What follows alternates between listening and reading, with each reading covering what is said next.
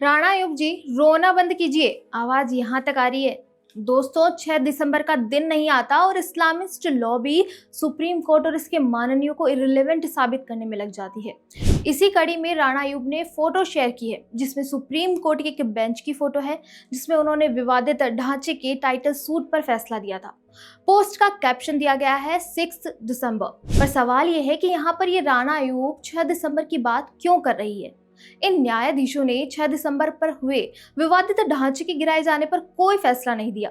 इन्होंने फैसला दिया था टाइटल सूट पर। इन्होंने सबूतों के आधार पर फैसला दिया था कि पहले उस स्थान पर राम मंदिर था।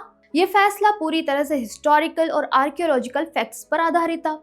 लेकिन अयूब यहाँ प्रोपेगेंडा चलाकर बताना चाहती हैं कि इन्होंने 6 दिसंबर के दिन गिराए गए विवादित ढांचे पर कोई फैसला दिया था। यह ठीक वैसे ही है जैसे गोधरा में हुए नरसंहार की व्हाइट वॉशिंग अरुंधति रॉय ने ये कहते हुए करने की कोशिश की थी कि ये कार सेवक अयोध्या से ढांचा गिराकर लौट रहे थे। अब आते हैं इस पर कि इन चेहरों को दिखाकर अयूब क्या खतरे पैदा कर रही हैं। देखिए, संवैधानिक संस्थाओं के पदाधिकारियों को जब इस तरह से टारगेट किया जाता है और इनके खिलाफ जब माहौल बनाया जाता है, तब इनके ऊपर हमले का खतरा और बढ़ जाता है।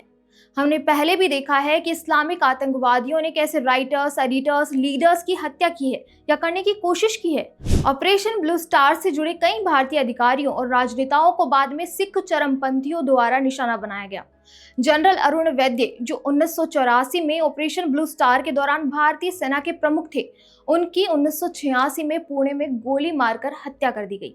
इस हत्या का दावा खालिस्तान लिबरेशन फोर्स और हरजिंदर सिंह जिंदा और सुखदेव सिंह सुक्खा जैसे खालिस्तानी आतंकवादियों ने किया, जिन्होंने कहा था कि ऑपरेशन ब्लू स्टार का बदला था। अब आप समझ रहे हैं कि राणा अयूब जो फोटो शेयर कर रही है, उसे डॉग विस्लिंग कहते हैं।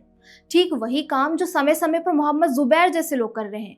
किसी एक व्यक्ति को उठाकर उसके खिलाफ भड़काना, क्लिप काटना, झूठे तरीके से उसको विलेन बना देना, ताकि रेडिकलाइज ग्रुप के निशाने पर वो आ जाए।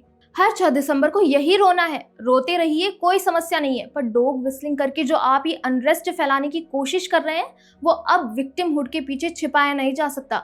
सबको सब समझ में आता है। आपकी क्या राय है, हमें कमेंट सेक्शन में जरूर बताएं।